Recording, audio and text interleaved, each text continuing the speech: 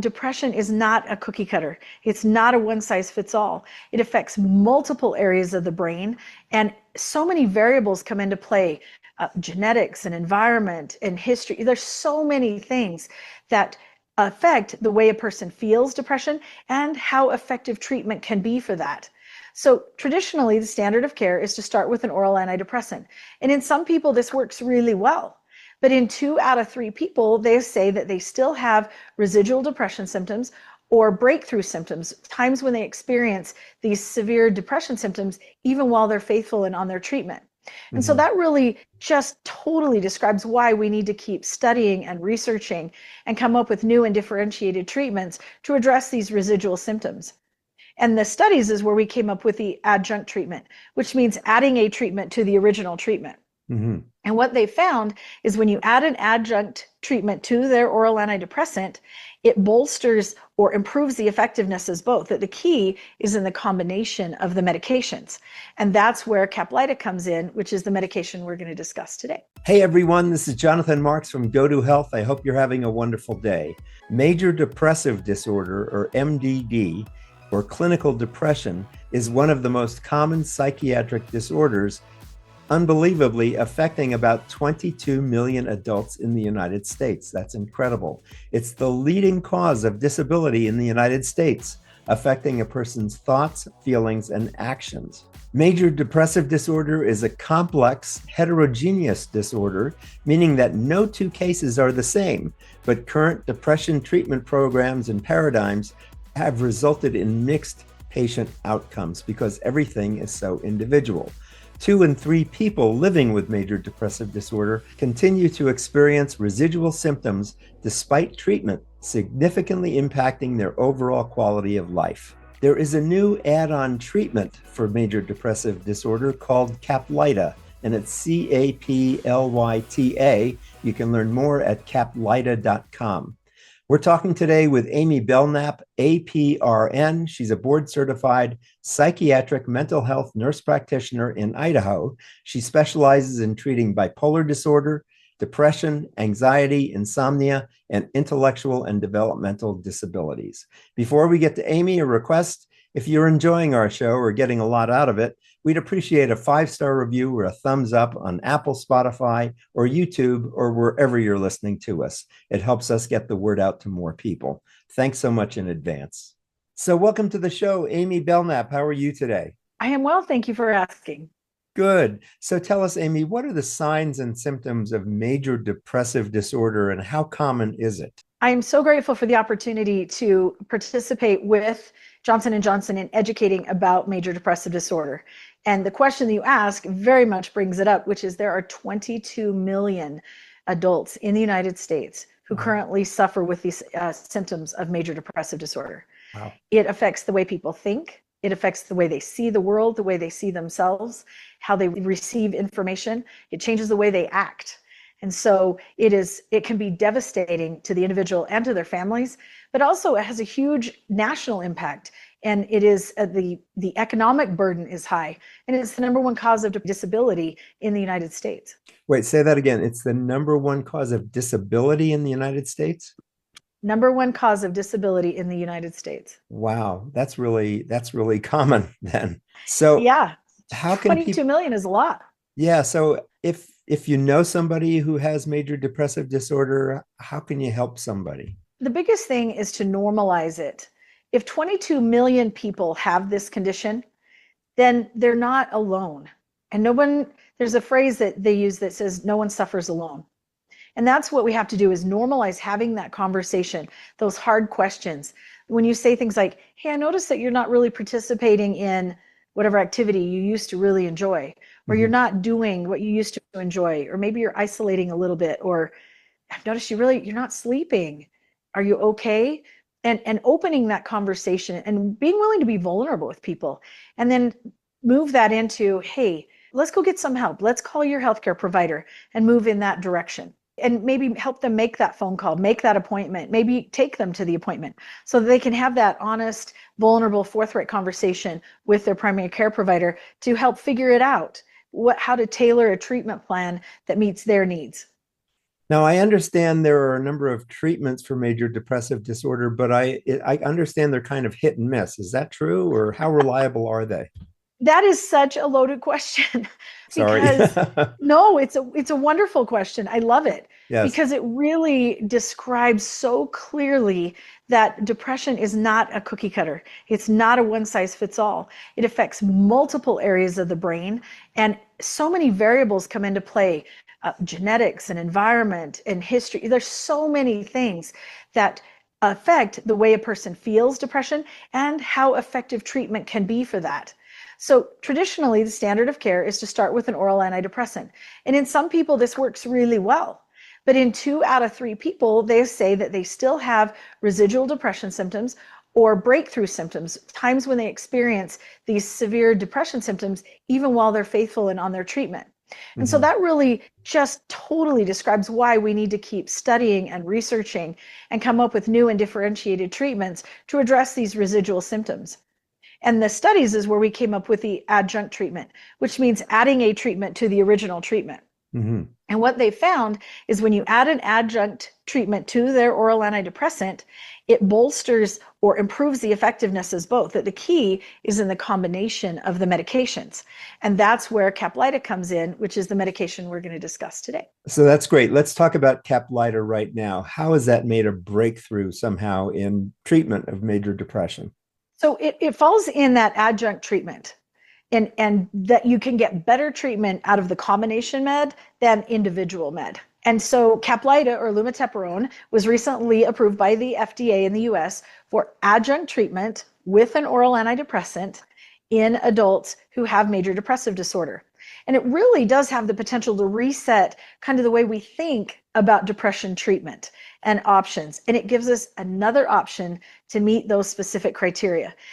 Going back to what we talked about before, that no 2 cases of depression are the same. There are variables on each side.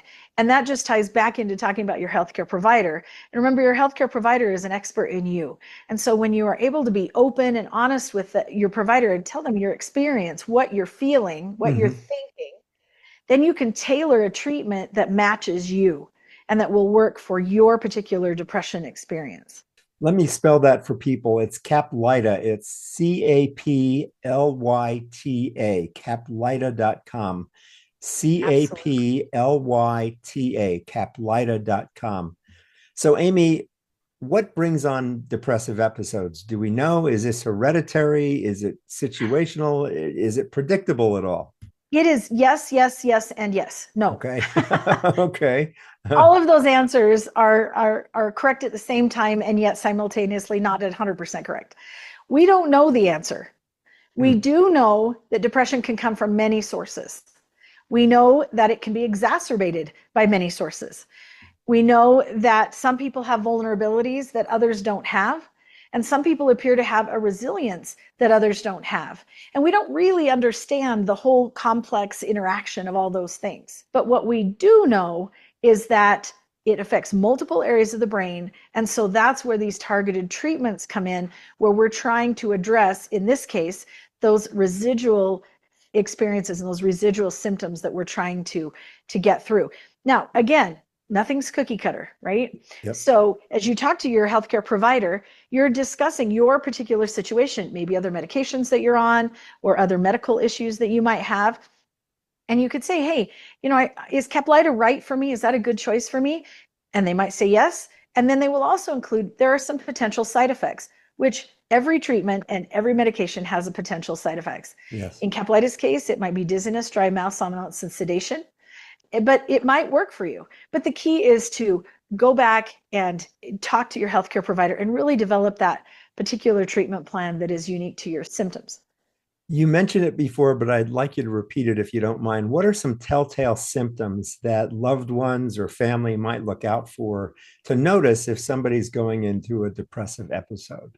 So you'll start to see a change in the way they, well, as we said before, think, feel, and act. So someone who might have participated in activities, perhaps they were going for a walk every day and now they're not. Or maybe they enjoyed participating in a certain activity and now they're not. Or you invite them to do things they normally would have attended or previously would have attended with you, and now they're not. So you're seeing this change. And as you have that frank, honest, vulnerable conversation, you might find that, maybe they're not sleeping very well anymore, or maybe they're sleeping too much. Maybe their anxious depression is just, they wake up with anxious depression, they go to sleep with anxious depression. Or there are a variety of things. They ruminate, just think about things over and over and over and over.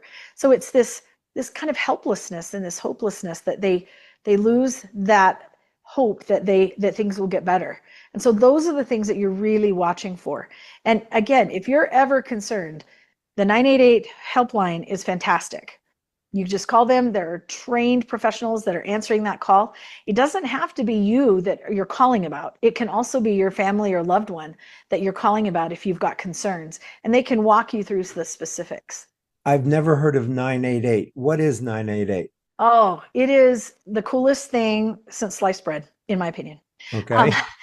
It used to be that if you needed like a suicide hotline or a depression hotline or something like that, it was this big old 1-800 or 1-888 or whatever. It was a big old long number to remember. Now we are so much luckier, so much more fortunate to have, it's just 988. You can pick up the phone and dial 988, or you can even text 988 and you'll get someone who responds.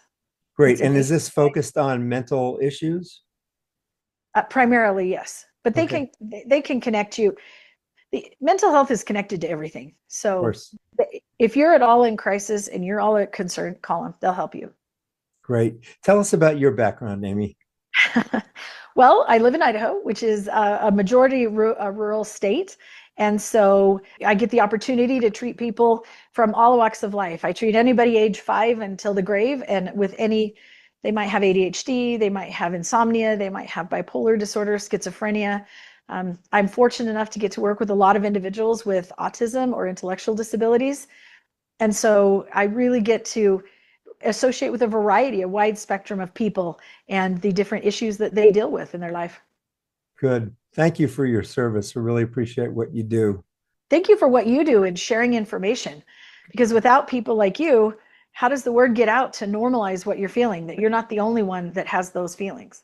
Thank you. We really do our best to get word out about these kinds of issues. Amy, is there any message you'd like to leave with people today, or is there any question that I haven't asked that I should have? I really appreciate the conversation and the interaction today. The key then is just, Caplyta.com is a helpful reference. Your primary care provider is the expert in you. And if you're in crisis, reach out to 988. Great. Thanks so much for being with us today, Amy. Really appreciate it. Oh, I have one more question. Do major depressive episodes happen more around the holiday season, around this time of year?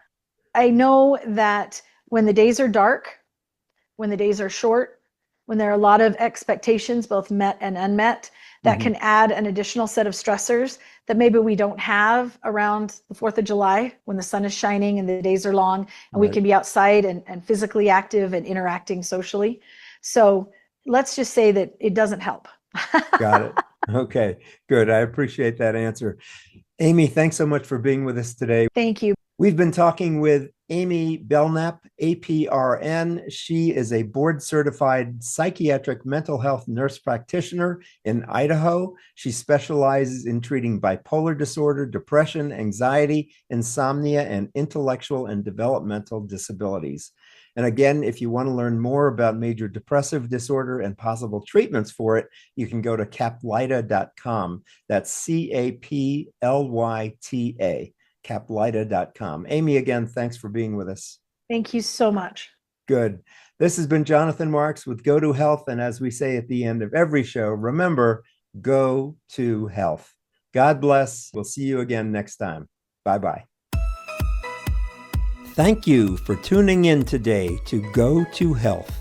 You are one of almost 10,000 people per day who enjoy the evidence-based health information offered by our guest health experts. You can watch us on our website and YouTube and listen to us on 8 podcast networks. Be sure to join Jonathan Marx in our upcoming shows each week. If you like our show, please share this episode with your friends and colleagues. You can subscribe to the show, join our email list, send us feedback, Browse through the online store and view our library of over 150 shows at GoToHealthMedia.com. See you next time, and remember to elevate your life with GoToHealth.